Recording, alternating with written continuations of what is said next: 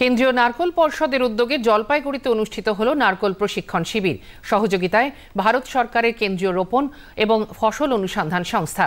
6 দিনের এই প্রশিক্ষণ শিবিরে যোগ দেন 20টি কৃষক পরিবারের শিক্ষিত ছেলেমেয়ে। বাণিজ্যিকভাবে নারকোল বাজারে বিক্রি করে কিভাবে লাভবান হবেন তারা, সেই প্রশিক্ষণই দেওয়া হয়। পাশাপাশি গাছের পরিচর্যা, ফলন বৃদ্ধি, চাষিদের নিয়ে ক্লাস্টার তৈরির বিষয়ও শেখানো হয়। কর্মশালা সম্পর্কে জানালেন মোহিতনগর ফার্মের প্রধান বৈজ্ঞানিক অরুণ কুমার শীট। সরকারের কৃষি এবং কৃষক মন্ত্রণালয়ের অধীন নারকেল উন্নয়ন পর্ষদের আর্থিক সহায়তা এবং কেন্দ্রীয় রোপণ ফসল অনুসন্ধান সংস্থা মোহিতনগর গবেষণা কেন্দ্রে 6 দিন ব্যাপী একটা কৃষি প্রশিক্ষণ শিবিরের আয়োজন করা হয়েছে। কতজন প্রশিক্ষণ নিচ্ছেন?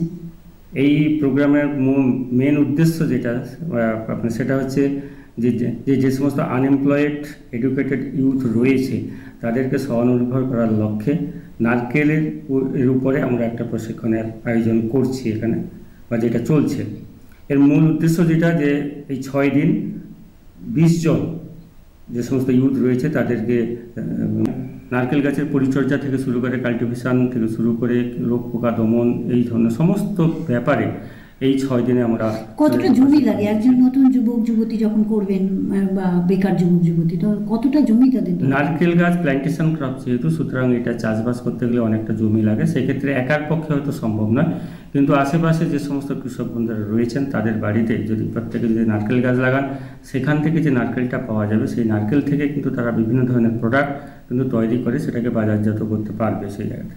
আমরা এখানে শিখলাম একটা নারকেল গাছ কীভাবে যত্ন করতে হয়, কী কী সার দেওয়া হয়, যে পোকা খেলে বা গাছটা দুর্বল হলে কী করে তাকে মেনটেন করতে হবে, বা একটা গাছ থেকে আমরা কী কী পাবো। আমরা নারকেল গাছকে কল্পবৃক্ষ বলা হয়, যেখানে কোনো অংশই আমরা বাদ দিই না, সেখান থেকে আমরা সব কিছুই পাই। তো সেক্ষেত্রে আমরা কীভাবে বিজনেস করতে পারবো, কীভাবে টাকা ইনকাম করতে পারবো, সেটাই আমরা শিখছি বা চলছে আমাদের প্রশিক্ষণে। শিখে আমরা খুব ভালো লাগছে আমাদেরকে, যে যেখানে আমরা যেগুলো জানতাম না সেগুলো আমরা জানতে পারছি, যেগুলো নারকেল গাছ থেকে কীভাবে টাকা ইনকাম করতে পারবো সেটাই।